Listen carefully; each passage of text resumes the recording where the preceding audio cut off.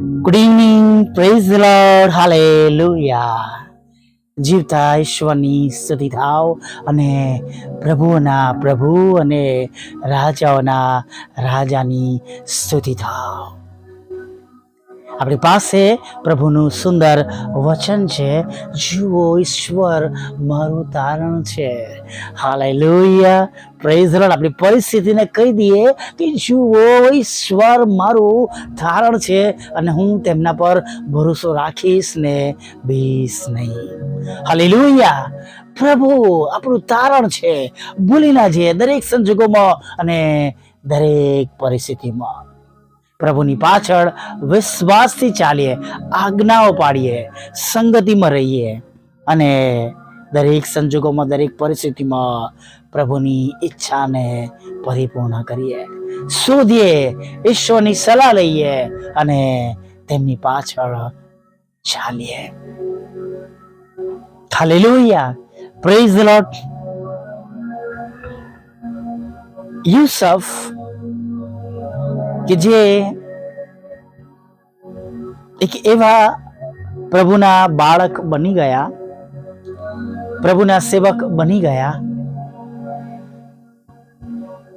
અને એક એવું જીવન જીવી ગયા કે જે આપણને શીખવાડે છે નો કમ્પ્લેન લાઈફ, ફરિયાદ વિનાનું જીવન. અને એમની મુશ્કેલીઓ ત્યારે શરૂ થઈ. ક્યારે? કે જ્યારે તેઓ તેમના પિતા યાકૂબની આજ્ઞા માને છે. કઈ આજ્ઞા? કે જા જઈને તારા ભાઈઓની ભાણ કાઢી લાવ, ખબર કાઢી લાવ. અને પિતાની આજ્ઞા એ જ્યારે પૂરી કરે છે ત્યારે આપણે જોઈએ છે કે તેના ભાઈઓની નફરતનું કારણ, ઈર્ષાનું કારણ તે બનીને ત્યાં તેનો ભોગ બની જાય છે. અને ઘણી વાર આપણા જીવનની અંદર પણ આપણે આજ્ઞાઓ પાડીને જીવીએ છીએ, પ્રભુનો સ્વીકાર કરીને જીવીએ છીએ, પ્રભુ મંદિરોની સેવા કરીએ છીએ અને આપણે પ્રભુની પાછળ વિશ્વાસથી ચાલીએ છીએ, પ્રભુને આપણું જીવન આપણે આપીને સમર્પિત ઈશ્વરને ગમતું જીવન જીવીએ છીએ. તેમ છતાં પણ ઘણા બધા પ્રશ્નો, મુશ્કેલીઓ, દુઃખો આપણી આસપાસ રહે છે, આપણા જીવનમાં રહે છે અને આપણે એવી પરિસ્થિતિમાં ઘણા લાંબા સમયથી છે.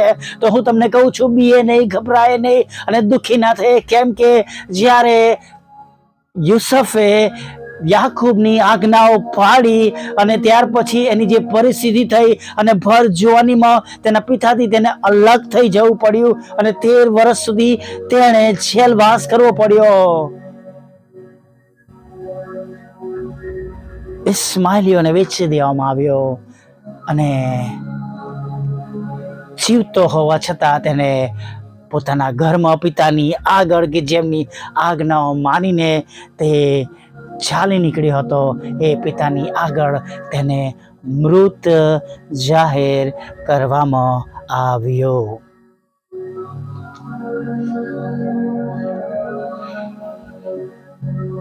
એના માટે કેટલી દુઃખની વાત હશે. પણ વાલા મિત્રો, તમે જુઓ, આપણે વાંચીએ છીએ કે જ્યારે યુસુફને જેલમાં પૂરી દેવામાં આવ્યા ત્યારે ત્યાં લખ્યું છે કે દેવ તેમની સાથે હતા. જેની સાથે ઈશ્વર હતા એની સાથે કેટલા બધા એવા બનાવો બન્યા કે જેમાં તેનો વાંક જ નહોતો. તેને પિતાની આજ્ઞા માનીને તેના ભાઈઓ કર્યું, એમાં એનો શો દોષ હતો. પોટીફરની સ્ત્રી સાથે તેણે વ્યભિચાર ના કર્યો અને ત્યાંથી નાસી ગયો, છોડીને જતો રહ્યો, એમાં એનો શું વાંક હતો?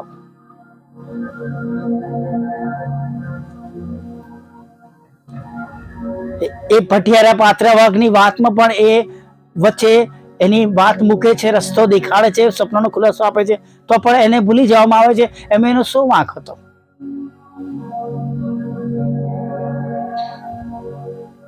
ઘણી વાર આપણે કકડાટ કરી છે, પ્રભુ મારો શું વાંક, ગુનો, મેં એવું શું કર્યું છે? હું તમને દાન આપું છું, તમારી સેવા કરું છું, તમારી પાછળ ચાલું છું, તમારી આજ્ઞાઓ માનું છું, તેમ છતાં પ્રભુ આ પ્રશ્નો મારા જીવનમાંથી ખસતા કેમ નથી? પ્રભુ તમે કેમ આમ કરો છો? પ્રભુ તમે ફલાણું કરો છો? પ્રભુ તમે મને નિરાશ કરો છો? પ્રભુ તમે મને નોકરીમાંથી છૂટો કર્યો છે? પ્રભુ તમે મને સેવામાંથી અલગ કરી દીધું છે? પ્રભુ તમે મને આ માટે કર્યું છે? પ્રભુ તમે મારા માટે પેલું કર્યું છે? અને આપણે એવા કકડાટો સાથે પ્રભુની આગળ બોલીએ છીએ. યુસુફના પિતા તેની પાસેથી ચાલ્યા ગયા. ભાઈઓની નફરત લઈને જવું પડ્યું. આપણે કે પ્રભુ મુશ્કેલથી એક ઘર મળ્યું હતું, એ પણ તમે છીનવી લીધું. મુશ્કેલથી એક જોબ મળી હતી, પ્રભુ એ પણ જતી રહી.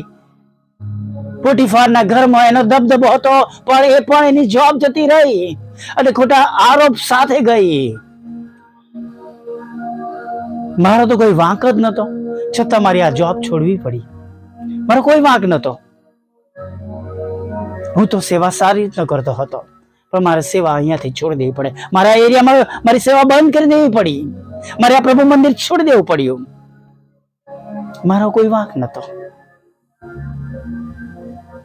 પણ શું એવા સમયમાં આપણે જોઈએ છે કે દેવની પાસે યુસુફની માટે કોઈ યોજના હતી નહીં? એવા સમયમાં પણ ઈશ્વરની પાસે યુસુફને માટે આયોજનો હતા. હાલેલુયા. જુવાન જો તેને ઇસ્માએલ વેચી નાખવામાં આવ્યો, ત્યાર પછી આપણે તેને પોટીફારના ઘરમાં જોઈએ છે, એ વાત સાંભળે છે, અને ત્યાં તેનો દબદબો હતો.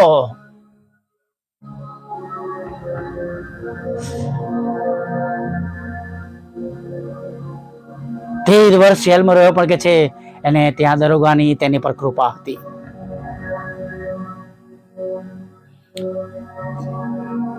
તેર વર્ષ સુધી ઈશ્વરની કૃપા દરોગો દ્વારા તેના પર જાણે કે ઉતરતી રહી. ત્યાં તેની સંભાળ લીધી, તેની કાળજી લીધી. દેવ એમના સેવકોને છોડી દેતા નથી. દેવ એના ભક્તોને છોડી દેતા નથી. દેવ એના બાળકોને છોડી દેતા નથી. વાલા મિત્રો, અને તમને ને મને આજે સવારમાં છોડ્યા નથી, આજે બપોરમાં છોડ્યા નથી, અને અત્યારે સાંજે પણ તેમણે તમને કે મને છોડી દીધા નથી. હાલેલુયા. વહાલા મિત્રો, આ બાબત યાદ રાખજો.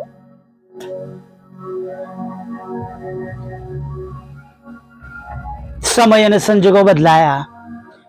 ઈશ્વરની યોજના પ્રમાણે બધું બન્યું, અને દેવે છે કે મિસરનો અધિપતિ બનાવ્યો. પિતાને મળાયા, ભાઈઓને મળાયા, તેના લગ્ન થયા, તેના બાળકો થયા, અને એક સુંદર જીવન તેણે વિતાવ્યું. હાલેલુયા. એના ભાઈઓને કહે છે કે તમે દુઃખી ના થશો. વેર વાળવાની જગ્યાએ તે કહે છે તમે દુઃખી ના થશો. તમે તો મારું ભૂંડું ભૂંડું ભૂંડું ભૂંડું કરવા ચાહ્યું હતું, પણ દેવે તેમાં ભલું કર્યું. જો તમારી આગળ મને અહીંયા મોકલી આપ્યો, અને તમારે એ કાર્યના લીધે તમારે અહીંયા આજે આ જગ્યા પર પ્રભુ તમને લઈને આવ્યા, અને મારા દ્વારા તમને પોષણ આપવામાં આવ્યું. God has a plan. એના ભાઈઓ કેટલા શર્મિંદા થયા, કેટલા બી ગયા.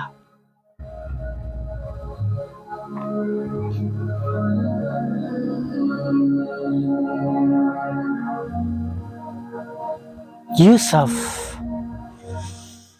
બાકી ઉંમરે મરણ પામ્યો. હાલેલુયા.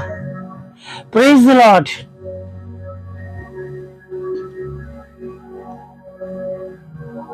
દુઃખો છે, મુશ્કેલીઓ છે, આપણા જીવનની અંદર તકલીફો છે, તો બીએ નહીં. પ્રભુ પર વધારે ભરોસો રાખીએ, વધારે વિશ્વાસ કરીએ, અને યાદ રાખીએ કે એવા સમયમાં પ્રભુ આપણી સાથે છે. તેમણે તમને કે મને મૂકી દીધા નથી. તેઓ તમને કે મને છોડીને ચાલ્યા ગયા નથી. He has never left us. Hallelujah. Praise the Lord.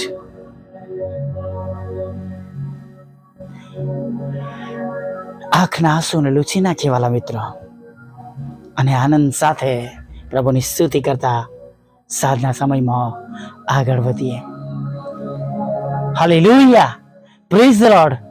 પ્રાર્થના કરીએ.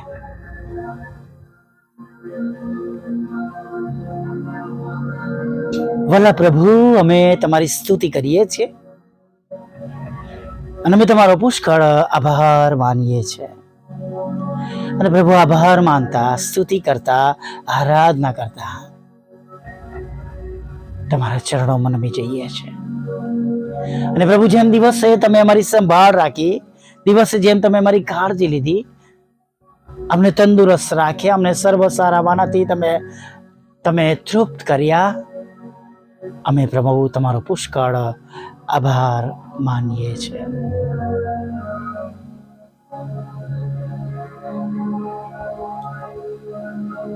Thank you lord, thank you Jesus, thank you, thank you. તમારો આભાર માનીએ છીએ, આભાર માનીએ છીએ, આભાર માનીએ છીએ પ્રભુ. અમારી સાથે રહો, અમારી સંભાળ લો, અમારી કાળજી લો.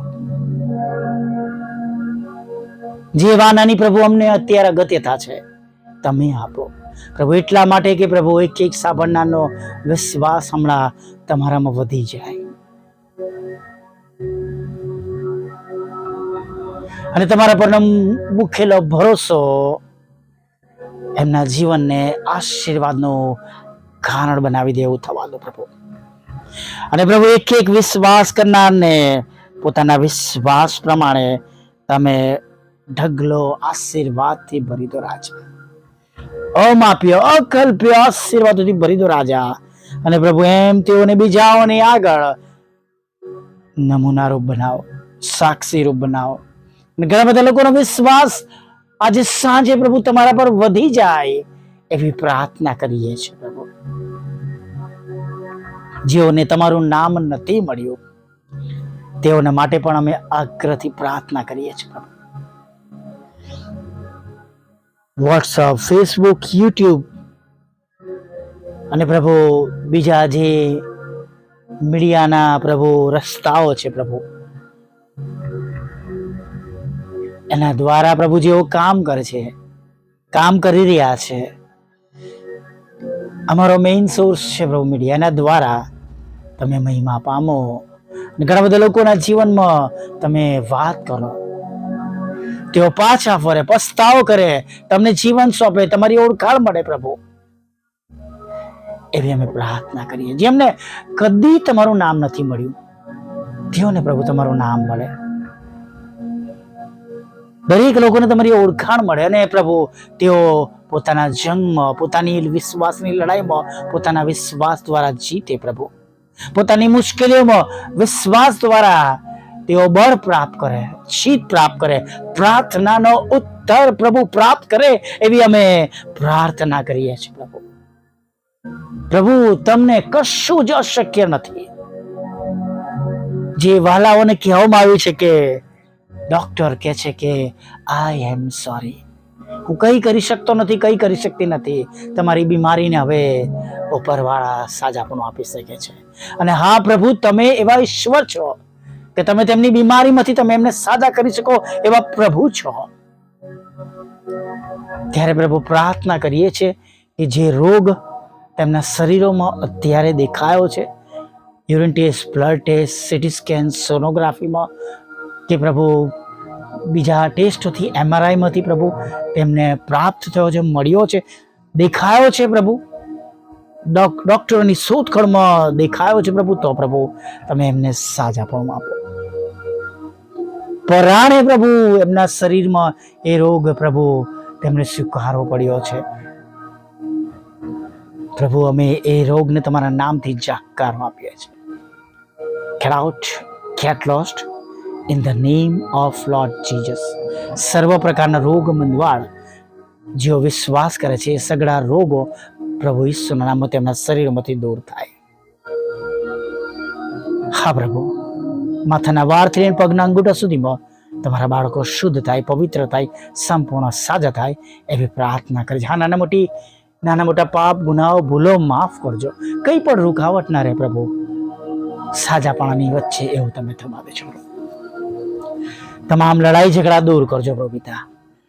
નવા કુટુંબો બાંધજો પ્રભુ, લગ્નનો આશીર્વાદ આપજો, બાળકધનનો આશીર્વાદ આપજો, તમારા બાળકોને નાણાંનો, મકાનનો, લોનનો આશીર્વાદ આપજો, મકાન ખરીદી શકે, વેચી શકે એવું થવા દેજો, તેમના નોકરી ધંધા રોજગારને પ્રભુ તમે પુષ્કળ આશીર્વાદિત કરો એવી પ્રાર્થના કરજો. તેઓ જુદી જુદી પરીક્ષા આપે છે, તમે એમને પાસ કરો, તેમની વિરુદ્ધના કોર્ટ કેસ, એફઆઈઆર, ખોટા તોમતોને પ્રભુ ખાલી જ કરો, તેમની આવકના સાધનોને પ્રભુ તમે આશીર્વાદિત કરો પ્રભુ પિતા, એવી પ્રાર્થના કરે છે પ્રભુ. જે પરીક્ષાઓ તેઓ આપી રહ્યા છે પ્રભુ, એનો લાભ તેમને ઘરમાં, કુટુંબમાં, પરિવારમાં, જોબમાં, ભણવામાં, જોબ મેળવવામાં, ગ્રેજ્યુએશનમાં, કામમાં લાગે એવું તમે થવા દો પ્રભુ. દેશ વિદેશમાં જેઓ રહે છે તેમની સાથે રહો, તેમની સંભાળ લો, કાળજી લો પ્રભુ. હા પ્રભુ, વિધુરો, વિધવા બહેનો, અનાથોની સાથે રહો, મન બુદ્ધિના લોકો, માનસિક રોગીને, વિકલાંગોની પણ પ્રભુ તમે સાથે રહો એવી અમે પ્રાર્થના કરીએ છીએ પ્રભુ. અમારી પણ સાથે રહેજો પ્રભુ. અમારી ઘણી બધી નાની મોટી જરૂરિયાતો જે તમે જાણો છો એ પ્રમાણે તમે પૂરી પાડજો ને તમારા દૂતોનો પ્રભુ એમાં ઉપયોગ કરજો પ્રભુ. આગલો ને પાછલા આશીર્વાદની જેમ પ્રભુ અમારી ગયા વર્ષની ને આ માસની ને ગયા માસની જરૂરિયાતો તમારી સામે છે, કૃપા કરજો, બધી પૂરી પાડજો. હમણાં સુધીમાં થયેલા પાપોને માફ કરજો, સાંભળનારને આશીર્વાદિત કરજો, અને પ્રભુ નવી સવારમાં તમારી સ્તુતિ કરવા માટે લીલા માગતા પ્રભુ ઈસુમાં આટલું સાંભળો ને દેવ બાપ માન્ય કરજો. આમીન, આમીન, આમીન.